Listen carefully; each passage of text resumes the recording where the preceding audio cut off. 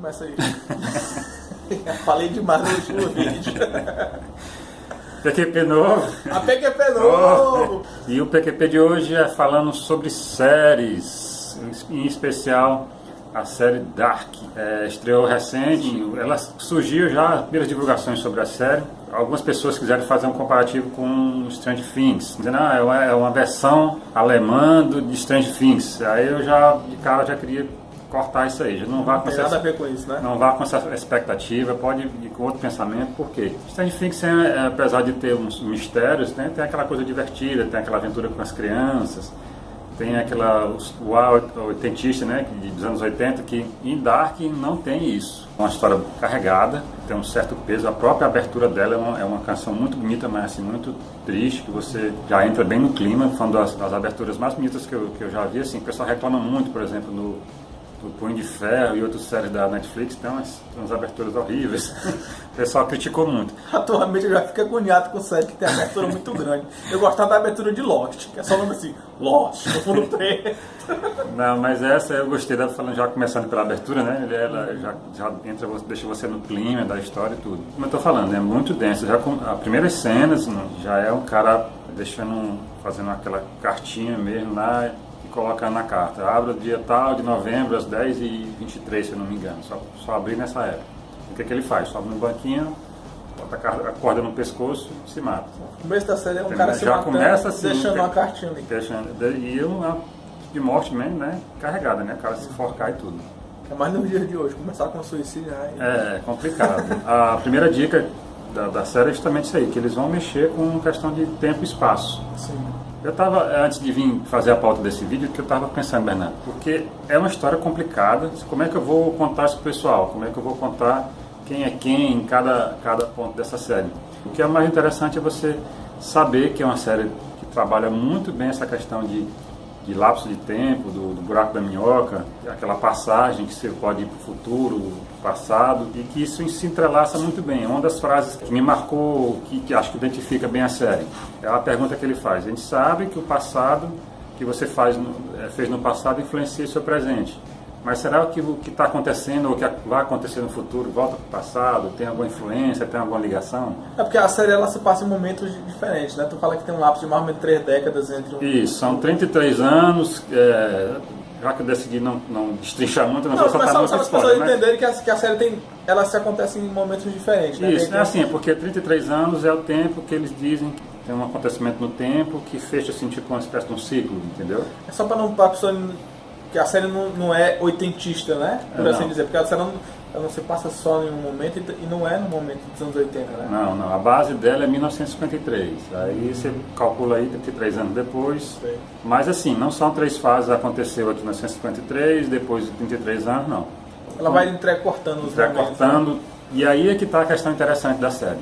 Então, ela faz isso tanto como flashbacks, como essa passagem de tempo. Às vezes personagens se misturam, personagens antigos com os novos e com os futuros, né, também, assim, sabe? Às vezes o mesmo personagem, daí a complexidade da coisa, né? O mesmo personagem, um visualiza o outro ali na frente, como acontece muito no De Volta para o Futuro, né? O personagem principal olha o pai dele, se ele não ter nascido, ou vê ele mesmo mais velho, né? Ele mesmo vê ele mesmo no palco tocando guitarra. Ele para se assistir, pô, eu sou foda, toco guitarra demais. Esse tipo de coisa. Essa trama, essa construção, realmente me encantou com a série, entendeu? Tô falando agora, eu me lembrei de um filme que, apesar de não ter viagem no tempo, mas é uma história que se passa em vários momentos diferentes e que tem essa conexão, que é o Cloud Atlas. Tu já assistiu? É dos irmãos Wachowski. Ele teve um título no Brasil chamado A Viagem, né? Um título horrível. E é baseado no livro que eu nunca li. Mas o filme tem uma coisa muito bacana, que ele acontece em vários momentos diferentes. Mas ele se passa acho que no século XVII, no século XVI. Aí se passa na década de 30 e na década de 70. E num futuro relativamente próximo. E no futuro após-apocalíptico. O filme tem tipo 5 momentos, 5 cenários, 5 grupos de personagens diferentes que não se conhecem, que nunca vão se conhecer. Cara, é como se fosse... Eu acho que dava pra fazer 5 filmes diferentes. Você pegar todas as cenas e... Muita gente reclama do filme Cloud Atlas, mas eu gosto muito dos irmãos Wachowski, mesmo que fizeram Matrix. É um filme muito longo. Tem Halle Berry, Tom Hanks. Porque tu tava falando, tá lembrando, né? Uhum. Tu tava falando dessa questão dos tempos que se conectam, e o filme fala sobre isso. Apesar desses cenários serem divididos por espaços de tempos muito longos um do outro, e de personagens que nunca se conheceram ou se conheceriam, eles sempre têm uma conexão entre uma história e outra. E essas histórias se conectam e tem um sentido no final.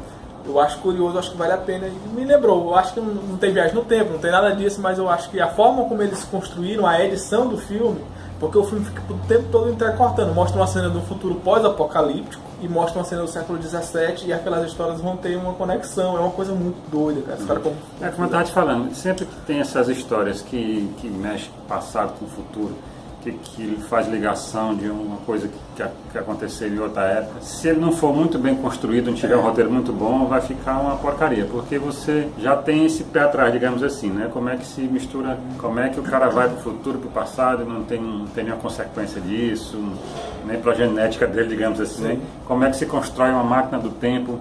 Não faz muito sentido, né? Não tem essa, pelo menos para o nosso conhecimento atual, né? Porque, como eu estava te falando antes, coisas que a gente vive hoje, como uma própria câmera, né? A gente imaginava como... Nós não, né? Que a gente viveu no passado, digamos assim. Visto como uma coisa absurda, né? Como é que vão construir uma coisa dessa? Televisão, celular? Sim. Quem sabe, daqui para o futuro vai ter coisas estranhas aí que a gente imagina como sendo impossível hoje em dia, né?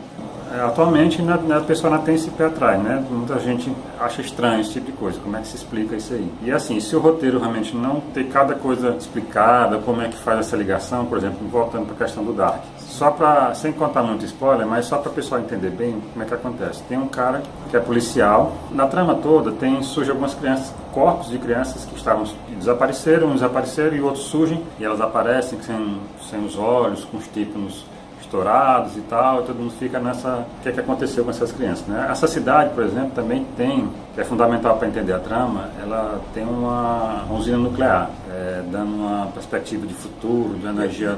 E essa usina nuclear tem alguma coisa de ligação com essa possibilidade de viagem no tempo? Sim, tem essa possibilidade. E ela, tanto existe quem vai ver mais na frente, um cara constrói que seria uma máquina do tempo, como também esse é o mesmo princípio que foi provocado por essa questão da energia nuclear, entendeu? Só foi esse defeito que aconteceu na fábrica que provocou esse mesmo processo que eu estou fazendo aqui agora, entendeu?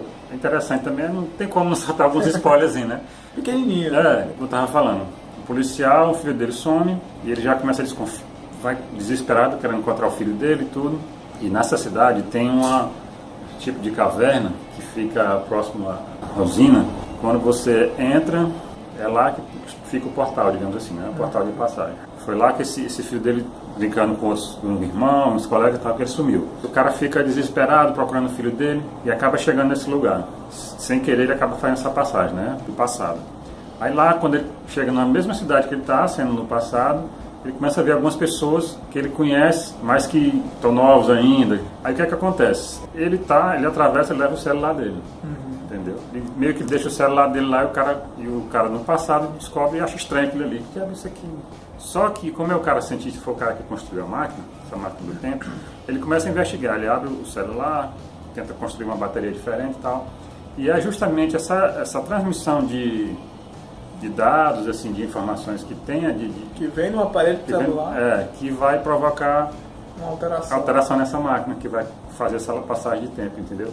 É bem interessante isso aí. É um certo paradoxo, né? Porque a coisa que o cara trouxe do futuro é que vai dar origem, de certa forma, a máquina que vai possibilitar a viagem no tempo, é isso? Exatamente. E outra coisa, se o filho dele não tivesse sumido, ele não tinha levado esse celular para entendeu? Uma coisa está ligando a outra, entendeu? Ou seja, ele teria que ter feito isso para esse celular chegar lá na mão do cara e o cara construir essa máquina e provocar todo esse ciclo. Esse tipo de paradoxo é uma coisa doida. Viagem no tempo, para mim, é um tema muito delicado, né? Esses paradoxos são o mínimo. Mas, assim, eu me lembrei agora que tu estava falando de um filme chamado O Predestinado, com o Ethan Hawke. Ele exagera na questão do paradoxo. É um paradoxo, eu acho que o filme de Viagem no Tempo tem mais paradoxos do mundo. Porque ele é um policial do tempo e ele está tentando evitar que uns crimes aconteçam. E tem um cara que parece que também viaja no tempo e tenta fazer um grande acidente no passado, né? Então o trabalho desse cara é sempre estar tentando antecipar esse crime que o cara iria fazer para evitar que o crime aconteça. Então ele fica o tempo todo voltando no passado para tentar encontrar o cara no passado e evitar que um grande desastre acidental aconteça que esse cara ia provocar. Então ele fica viajando no tempo e nessas viagens eles se relacionam com uma mulher, com que ele se apaixona, e tem um filho, e aí você tem esses personagens se conhecem, e tem, cara, só vocês vendo o filme, não quero dar spoilers, procurem O Predestinado, é um dos melhores filmes de viagem no tempo que eu já assisti, muito bom, mas assim, abram a cabeça dele, porque o negócio vai explodir. Esse exemplo do celularzinho aí, do paradoxo, não é nada perto do que os caras fazem nesse filme, cara. É um negócio muito doido. Tu nunca assistiu não, Predestinado? Não, vou procurar. Tem no Netflix. Eu mesmo vou comentar depois. O que é que eu acho interessante realmente que eu estava falando, do Dark? Não é só essa questão dessa ida e vinda no tempo, é como eles constroem isso aí. Porque realmente é um roteiro muito complexo. É assim, ó, eu sou fascinado por esse tipo de roteiro. Já assistiu o filme Amnésia, né? Assisti. Aquele ali é um dos roteiros mais bem construídos que eu já vi na minha vida. Como é que o cara faz uma espiral de um filme, ele chega na parte e volta para o começo. Então, são esse tipo de roteiro que realmente para mim são fascinantes. E no Dark ele tem muito disso aí. Esse tipo de coisinha bem amarrada, Marcelo, eu acho que é por conta do formato que a Netflix tem de lançar a série inteira, toda montada, porque eles já pensam muito em lançar a série completa, né? Fechadinha, amarrada. Ela tem possibilidade de continuação? Tem sim. Mas ela vai ser feita? Não vi nenhuma notícia sobre não, mas no final fica bem claro. Que tem que ter uma continuação. Que vai continuar, entendeu? Porque uma série que era feita aos poucos e os episódios estão passando na televisão como antigamente fazia na TV aberta, você tinha uma temporada de 24 episódios e aí a série entrava no ar e os últimos episódios da série ainda não eram gravados, né? Uhum.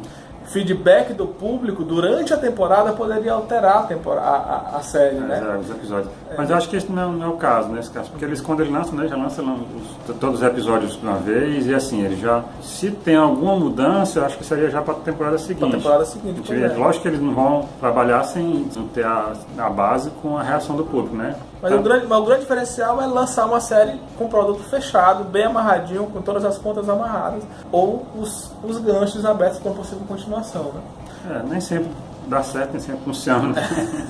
Mas o que eu queria deixar é justamente isso aí, que é assim, eu recomendo bastante essa série. Não vá com expectativa de aventura, né? Assim, mas assim, o grande lance dessa série é o roteiro, é a construção bem amarrada nessa passagem de tempo. As discussões, você sente, os personagens não falam nada assim à toa, ele tem, inclusive no começo da série, tem umas frases do Einstein, entendeu? Então eles mostram que estão baseados pelo menos nos estudos que já foram feitos, né? Ele tem, assim, eles não jogam de qualquer forma. Esse relacionamento de personagens futuro e passado, quando o cara atravessa essa passagem de tempo, encontra pessoas que teriam influência no seu presente ou no seu futuro, que, por exemplo, só um pequeno spoilerzinho, esse policial que eu falei no início, que vai em busca do filho dele, ele encontra o cara que teria sequestrado o filho dele, né? Só que ele vai no passado, ele encontra como uma criança. Ele diz, olha, para eu transformar isso aqui, para eu evitar tudo isso que está acontecendo, eu preciso te matar. Aí ele fica nessa dúvida de assassinar uma criança e tudo. E realmente é uma das cenas fortes da série. O lançamento começou a divulgar assim que acabou a segunda temporada do Stranger Things, né? Pegaram o gancho, mas não tem nada a ver. Porque também não é uma série de terror, não é uma série de aventura, é um thriller psicológico policial. Isso, é muito mais policial e tem drama e tem essa questão, né? Eu diria futurista, né? Mas passagem de tempo, essa questão muito bem montada. Ainda bem que dessa vez não acertei o vídeo passado com vários filmes aí ruins. que prometi trazer uma coisa boa. E outra coisa, não é para criancinha não, por favor. Tanto pela temática, tem uma coisa carregada, a própria cena inicial, como eu falei, como também tem algumas cenas e algumas falas que realmente eu não deixei meu filho assistir. Não que seja assim, carregadas de coisas censuradas, não, mas tem algumas coisinhas lá que realmente evitaria, digamos assim. Esse filme não é indicado para menores. Qual a idade do teu filho, cara? Tem 11 anos. 11 anos é uma criança. Apesar de ser maior do que eu. 1,70 m já, rapaz. Pois eu vou continuar assistindo. Deixe seus comentários aí, por favor, o que vocês estão achando de a gente falar também dessas séries, de filmes. Doido pra fazer uns piores Netflix 2. Quem sabe, não acho que não é muito difícil, não. A lista lá é grande, a gente acerta uma coisa, erra outra. quiserem também traz aqui outras bombinhas, digamos assim, do Netflix. Eu acredito que o Predestinado ainda está lá também. Assistam o Predestinado também, talvez a gente pode até fazer um PQP sobre ele, que eu acho um filme bacana. Um monte de spoiler pra gente ficar louco nos paradoxos. Alô, deixa o seu like, não esquece de compartilhar. Nós temos, se inscreva no canal. Não esqueça nossa meta, unidos pelo PQP, 1000 inscritos aqui para Natal.